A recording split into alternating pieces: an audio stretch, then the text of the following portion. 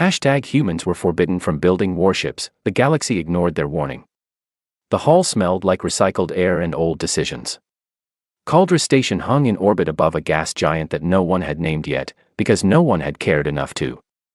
It was a ring-shaped structure, wide and silver and cold, built by the Vorith 30 years ago as a place where civilizations could sit in the same room without killing each other.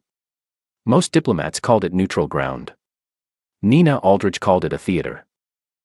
She had been calling it that since she was 20, back when she used to read the summit transcripts in her dorm room in Columbus and feel something hot and tight in her chest that she had no word for then and several words for now. She sat at the long table and kept her hands still. The hall held 47 representatives from 11 species. Some had translators pressed behind their ears. Some communicated in light patterns and had machines that converted those patterns into sound.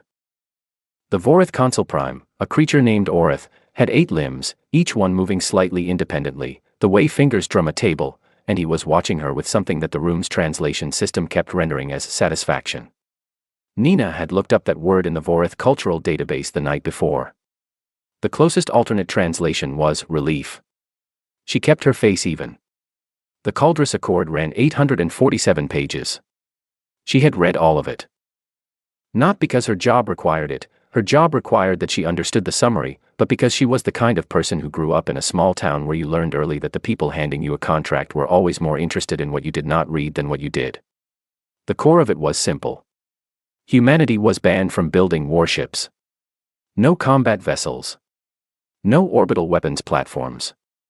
No combat-grade artificial intelligence systems capable of independent targeting. The treaty language defined a warship as any vessel whose primary design function is the deployment of lethal force against another recognized civilization's military assets. Primary design function. She had underlined that phrase 4 times. The reasoning, Orith explained at the opening session, was peace. The galaxy had seen enough war. The elder species, the Vorith, the Sindari, the Arketh, and 4 others, had all gone through their violent periods. They had come out the other side older and smaller and wiser. Humanity, Orith said, was simply being invited to skip the difficult part. The room applauded this. Several species produced sounds that the translators flagged as approval. Nina watched Lou Garrett in the gallery above. He was 72 years old. He had a face like a road that had seen weather. He sat with his hands folded in his lap and he was not watching Orith. He was watching the table. Specifically the pen that Nina would use to sign. He had the particular stillness of a man who had already made a decision and was now just waiting for the calendar to catch up. Lou had commanded the human defense fleet at the Kepler skirmish 11 years ago. The Vorith had sent a diplomatic vessel through human-claimed space without notification, and 2 of Earth's patrol ships had intercepted it, and for about 9 minutes the whole situation had existed at the edge of something catastrophic. Lou had been the one to de-escalate. He had done it with such calm and such precision that the Vorith military attaché had later told a journalist that speaking with Admiral Garrett was like trying to argue with a mountain. After the Kepler skirmish, the Vorith began drafting the accord. It was not a coincidence. Nina signed the document at 11:43 in the morning, Cauldre Standard Time. Her hand did not shake. She used a pen her grandfather had given her, a plain thing, nothing fancy, the kind you buy at a drugstore, and she pressed it firmly to the line and wrote her name the way she had always written it, with no flourish. She capped the pen. She set it down. She thought, briefly, about her grandfather's fishing cabin. The lake in the early morning. The way the water held the sky. The room made its approval sounds again. Orith descended from the console platform to speak with her. He was tall in the way that things built differently are tall, not looming, just other. He said, through his translator, that Earth should feel reassured. That this was a beginning. That the galaxy welcomed humanity as a full partner in the community of civilizations, unfettered by the history of conflict. Of course, Nina said. She shook his hand. His limb. Whatever the diplomatic protocol required. She had checked twice. On his way out, Lou Garrett walked through the lower corridor. A young Vorith attaché stopped him, minor staff, bright-eyed, the kind of young diplomat who still believed that the words in documents matched the intentions behind them. Your people should feel reassured, the attaché said. He had clearly been briefed to say this to any humans he encountered. The accord protects everyone. Lou looked at him for a moment. Not long. Just enough. We do feel reassured, Lou said. That's the part that should worry you. He walked on. The attaché stood for a moment, running the sentence back through his own internal translator, trying to find the version of it that was polite. There was not one. That night, in a Cauldre station corridor that the security cameras covered only partially, Nina found Lou near a viewport that looked out at the gas giant below. She stood beside him. Neither of them spoke for a while. The planet turned slowly in its own weather. They think they've solved us, she said. They think they've delayed us, Lou said. Different problem. You already have something started. It was not a question. She had been in enough rooms with enough careful people to know when someone was already in motion. Lou looked at the planet. The Accord bans ships whose primary design function is combat, he said. That's a very specific phrase. I know. I underlined it. Good. He straightened up. Then you already know what we're building. She did. She had known since she read page 412, where the definition sat in its clean legal language, and she had turned the page and felt something settle in her chest. Not peace. Something more useful than peace. A direction. The Accord went into effect at midnight.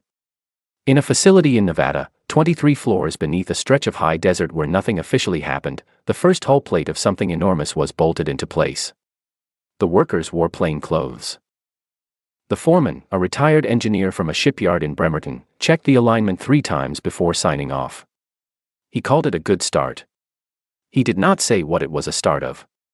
No one in that room needed it explained.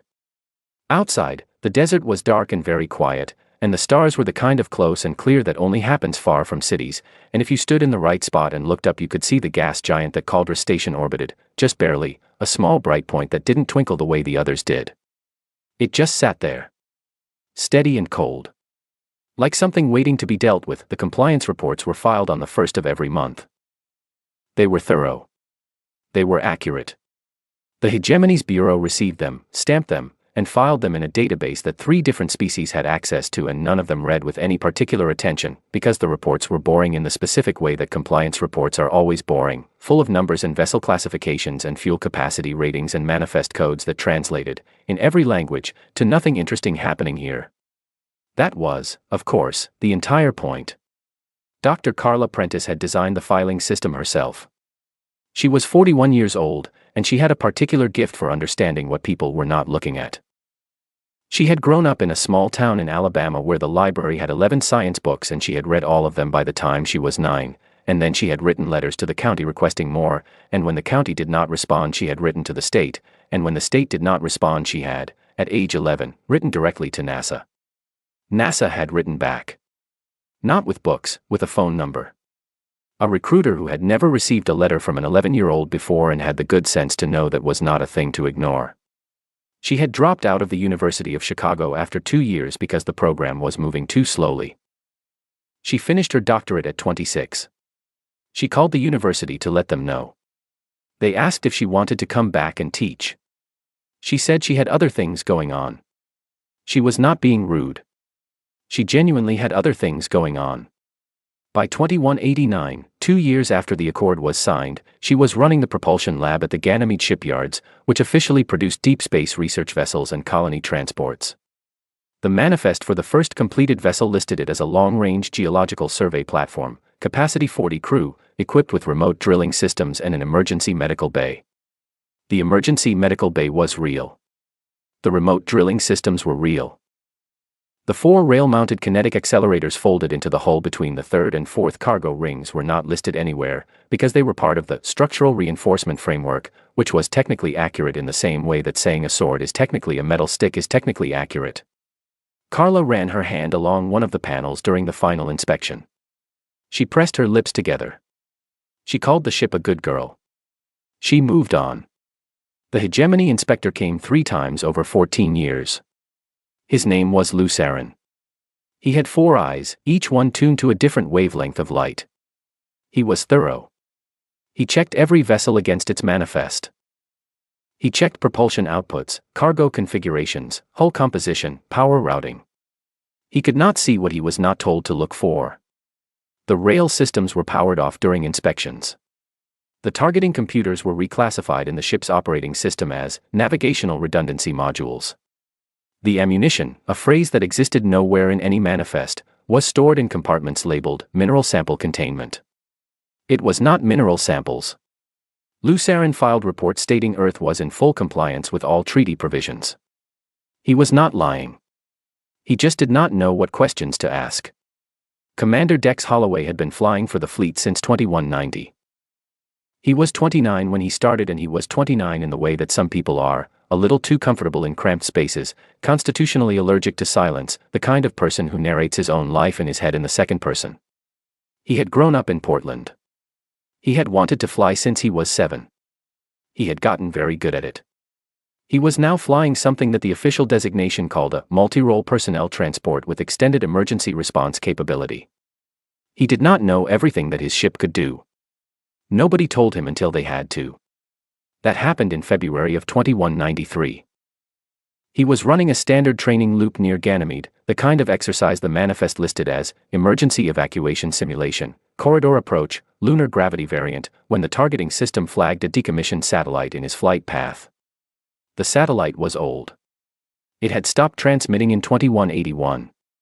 Nobody had removed it because nobody had gotten around to it. His ship's navigational redundancy module, which was not a navigational redundancy module, lit up his console with a clean firing solution. He looked at it for a moment. He pressed the button. Not because he was supposed to. Because it was there, and he was the kind of person who pressed buttons that were there. The satellite came apart cleanly. One piece. Gone. The comm was quiet for a long time. Then Carla's voice came through from the Ganymede monitoring station. She had a habit of biting pens while she worked. She had gone through 2 already that morning. Log it, she said, as a calibration anomaly. That was a gun, Dex said. That was a calibration anomaly, Carla said. Bless your heart. He logged it as a calibration anomaly. He did not ask again. But he flew differently after that. He paid attention to the parts of his ship that the manual did not explain fully. He found 4 more systems he had not been briefed on. He did not report them. He practiced with them. By 2201, he was the best pilot in a fleet that officially did not contain combat pilots. Lou Garrett ran nothing. He held no rank. He had no title. He was listed in several organizational charts as a civilian contractor providing strategic infrastructure consultation, which was the kind of phrase that meant everything and required no further explanation. He was 72 years old, and he spent most of his time in a ranch in Montana, which is where he also spent very little time, because he was usually in one of several secure facilities reviewing one of several things that were not officially being reviewed. He had spent the first 3 years after the signing doing one thing: reading the accord. All 847 pages. In 6 languages. He had cross-referenced the legal definitions across all 11 signatory civilizations' versions of the text, because treaties get translated and translations shift, and what means one thing in Vorith legal code means something slightly different in the Sindari judicial tradition, and those slight differences are the cracks that a patient person can put 14 years into widening. The word warship was the one he kept coming back to. Defined as any vessel whose primary design function is the deployment of lethal force. Primary design function. He had built an entire fleet inside that phrase. Every ship's primary function was something else. Mining. Medicine. Research. Colony transport. Emergency response. All of those functions were real. The ships genuinely did those things. They were not fake. They were good ships for their stated purposes. They were also, in the margins, something the treaty had no name for, because the treaty writers had never imagined a civilization patient enough to spend 14 years building the most capable combat fleet in the known galaxy while filing accurate paperwork. By 2201, the fleet numbered 412 ships. In October of that year, Lou received a message on an encrypted channel that used a frequency the Hegemony's Monitoring Bureau did not know to check for. The message was 11 words. He read it twice. He stood in front of his fireplace for a moment. Then he went to put on his boots. The message said, "The Krethar have crossed the Idris line." He burned it. Outside the ranch, the Montana sky was wide and dark and full of stars, and somewhere among those stars something very old had just woken up and started moving, and it did not know yet what was already waiting for it. It would find out. The Idris corridor had no good reputation. It appeared on hegemony star maps as a long stretch of dim space between two spiral arms, not rich in resources, not useful for transit routes, not particularly interesting to any of the 11 civilizations that had signed the Caldrus Accord. Cartographers had stopped updating their maps of it sometime in the early 2100s because there was nothing there that needed updating. Old surveys. Old silence. The kind of space that civilizations use as a natural border between themselves and the things they would rather not think about. The monitoring stations along the Idris line had been placed there 3 centuries ago, when the Kreth-Ar first went quiet. By 2201, 6 of the 9 stations had gone dark. This had been flagged at 3 separate hegemony summits. It had been placed on the agenda for the next summit at each of those 3 meetings. The next summit was scheduled for 2204. The Kreth-Ar did not wait. They were not a species in the way the hegemony's member civilizations were species. There was no central government. No single brain issuing orders. The Kreth-Ar were a swarm, billions of individual units, each one roughly as smart as a simple machine, but collectively capable of thought so deep and so fast that it had no comparison in any language spoken by any creature with a single skull. They had solved problems of astrophysics before humanity had learned to write. They had mapped the local group of galaxies before the Sindari had discovered fire. They had gone dormant 300 years ago, not because they were tired, but because they had finished calculating something and were waiting for the conditions to resume. The conditions had resumed. They did not hate the civilizations in their path. Hate required the kind of attention that implied the other party mattered. The Kreth-Ar did not calculate in terms of enemies. They calculated in terms of resources. The hegemony's 11 civilizations, their planets, their stations, their food, their infrastructure, their very bodies, the swarm had processed all of this as input and produced an output, and the output was a direction of travel. They emerged from the Idris mouth in a formation that the hegemony's long-range sensors initially read as a navigation error. The mass signature was too large. The equipment must be malfunctioning. The equipment was not malfunctioning.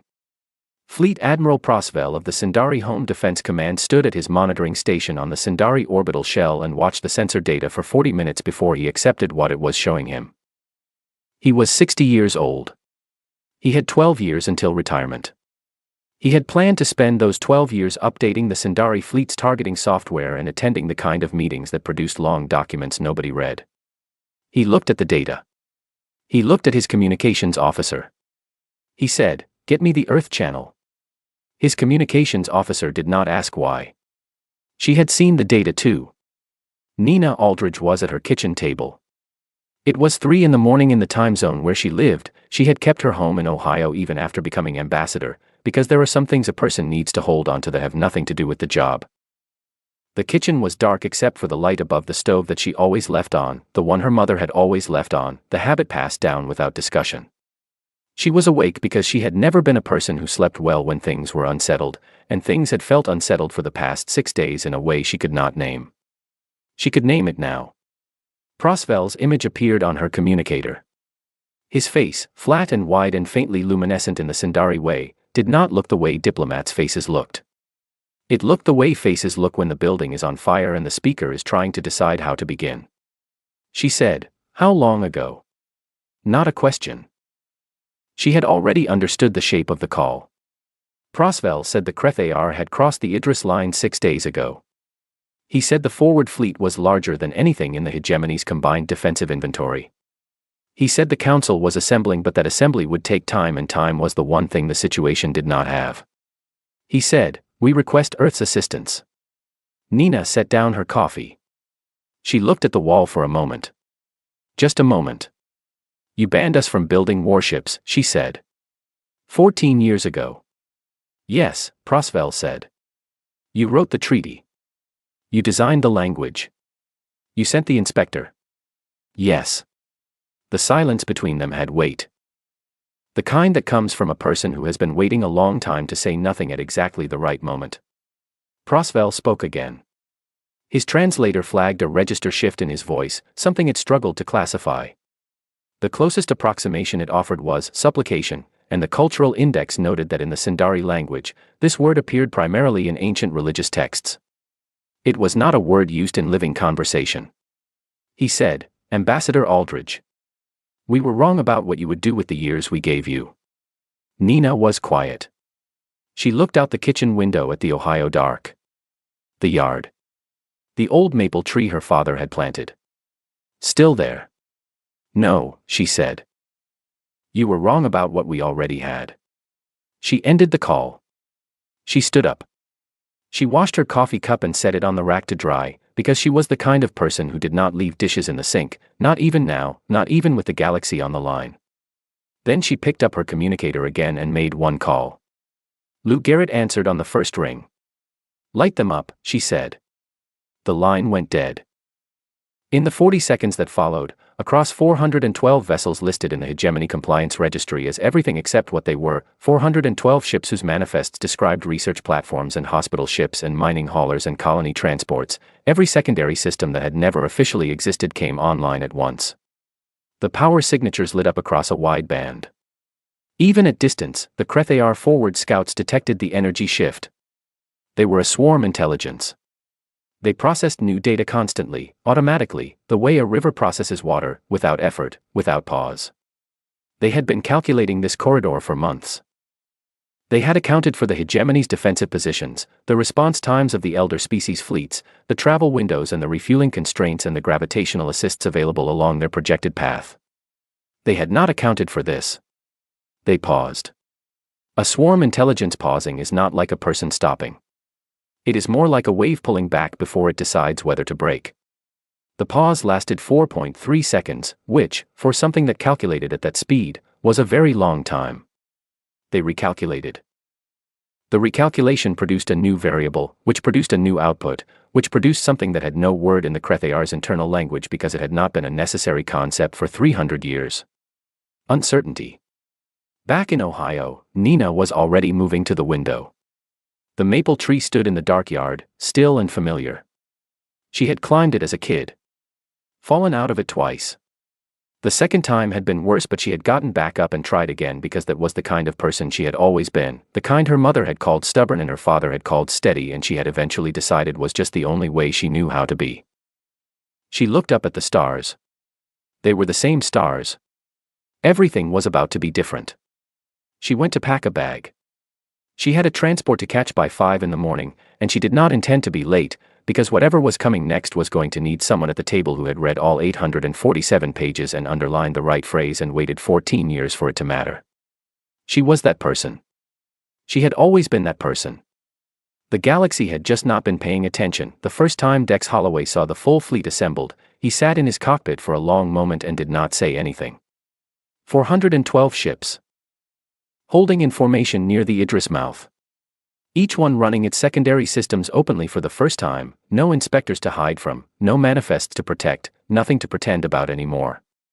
The energy signatures filled his instruments with data he had never seen displayed all at once.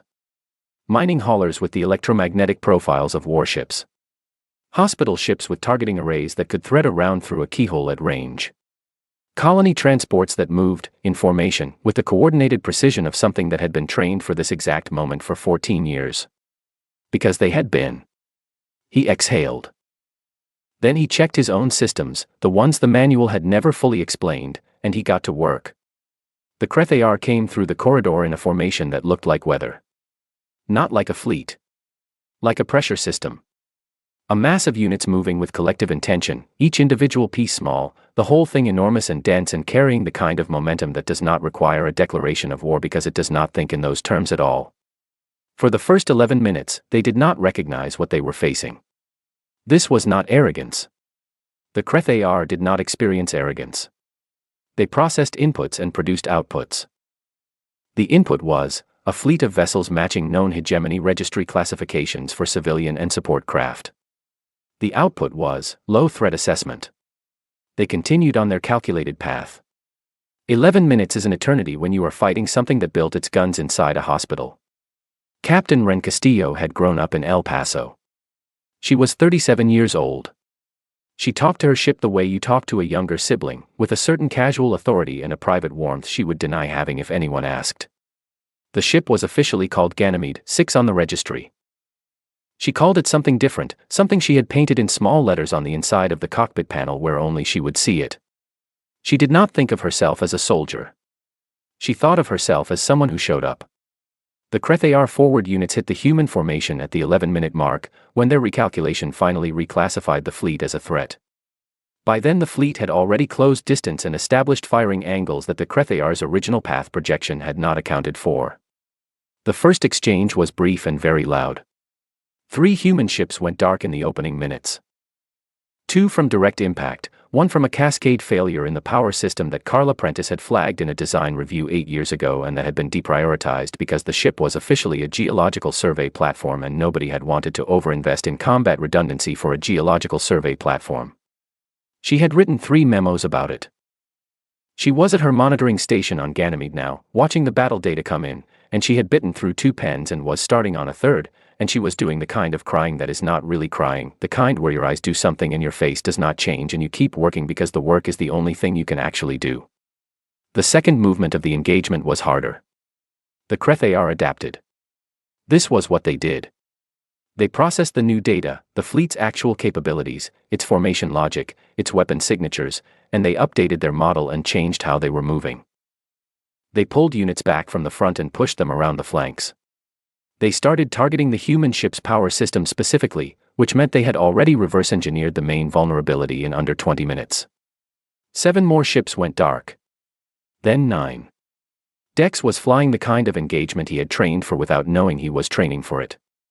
Every drill that had been called an emergency response simulation had been building toward this exact situation, the tight corridor approach, the multi-unit coordination, the way you use the other ships around you as references for your own positioning. He had done it hundreds of times in what everyone had called practice. It was not practice anymore. He watched Ganymede 11 fold in on itself, a slow, terrible compression, like a hand closing, and he did not say anything for a long time. He kept flying. You kept flying. That was the thing nobody told you about this kind of work, that the keeping going was not brave, it was just the only available option, and you did it the same way you breathed, because stopping was not a choice you had access to. Ren took damage on her port side at the 50-minute mark. A kinetic round that did not penetrate the hull but collapsed the port maneuvering system entirely. She lost 40% of her lateral movement. She kept going. She had always been better at going straight anyway. Lou Garrett was aboard the vessel listed in the registry as Deep Space Medical Support Unit Alcyone. He was 72 years old and he had no rank and no official role, and he was running the engagement from a converted medical bay with a communications array that the manifest listed as patient data relay equipment. He watched the battle data for 90 minutes. He watched the fleet hold. He watched it take losses and keep holding, which was the thing he had believed they could do and had spent 14 years making sure they could do, and watching it actually happen was not satisfying in the way he had expected. It was something quieter than satisfaction. Something that felt like a very old debt being paid. At 93 minutes, he made a call. He broadcast on the fleet-wide channel, first time he had spoken aloud during the engagement, and gave a single instruction. 7 words. The fleet adjusted its formation in a way that, from the outside, would have looked like a retreat. 17 ships pulling back. Opening a gap. The HFY, processing this as an opportunity, pushed units into the gap. The gap was not a gap. Carla Prentice had mapped the gravitational interplay between 3 nearby moons and a debris field in this region 17 years ago. She had put it in her research notes under a heading that read, Interesting Navigational Problem. The note had sat there for 17 years because it was not relevant to geological survey platforms. It was very relevant to what was happening now. The HFY units that moved into the gap encountered a gravitational situation that their path projections had not modeled because the debris field was not on any standard chart. The swarm could not individuate fast enough, each unit needed to recalculate independently, and the calculations took longer than the time they had. The formation compressed. Compressed formations could not distribute incoming fire effectively. The fleet hit them from 3 angles. The engagement ended 20 minutes later. Not ended as in destroyed. The HFY did not operate on the logic of destruction. They retreated.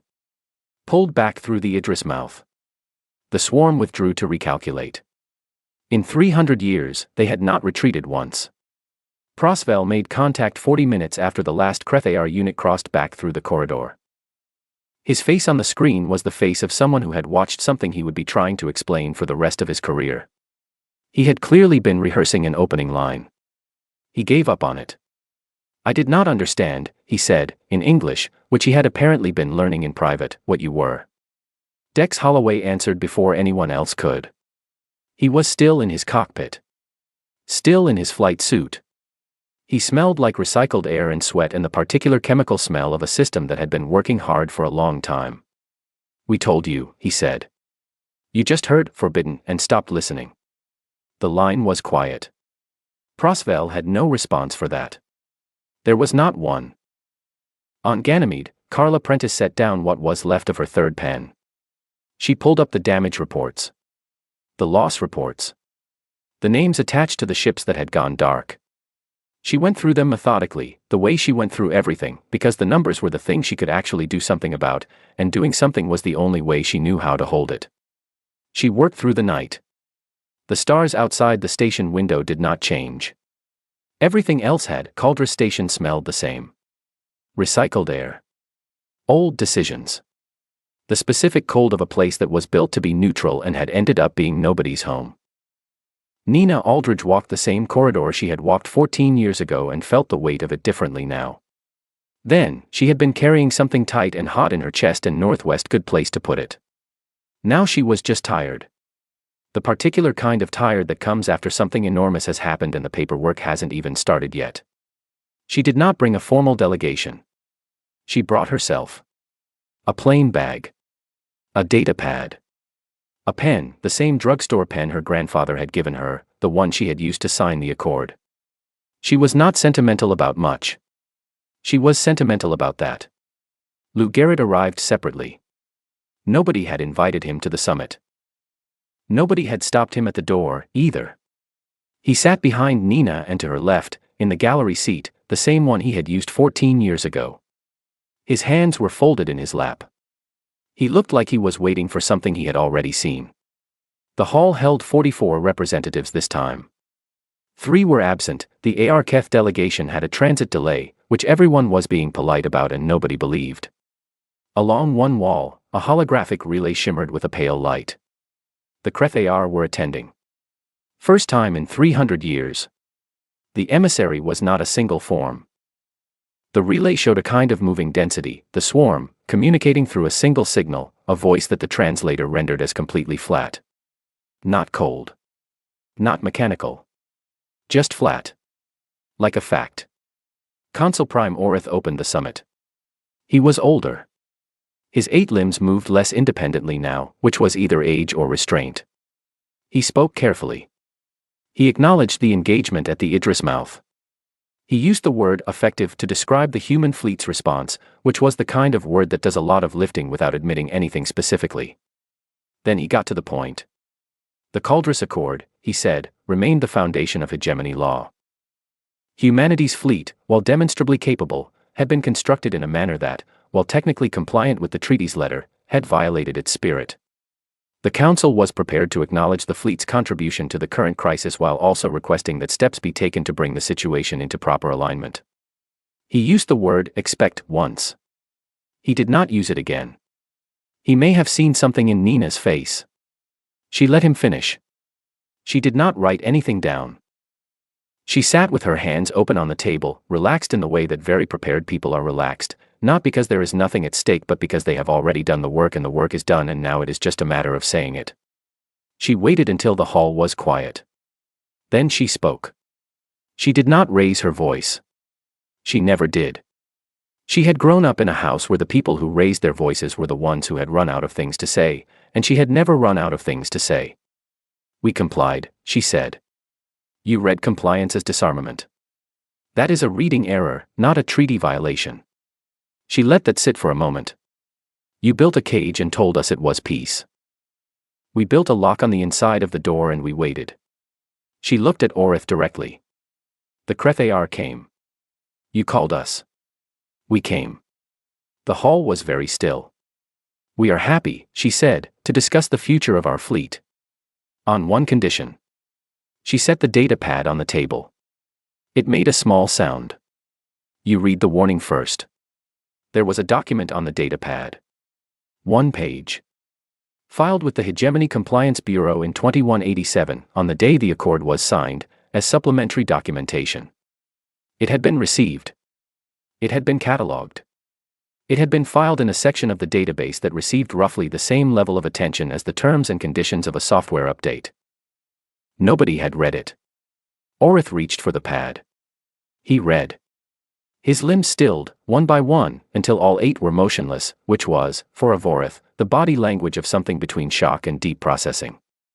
The other representatives read over translated copies, which had been distributed by Nina's assistant at the exact moment she set the data pad down, because Nina was not a person who left things to chance.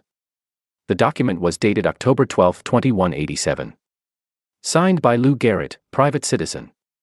Filed under his civilian contractor registration number.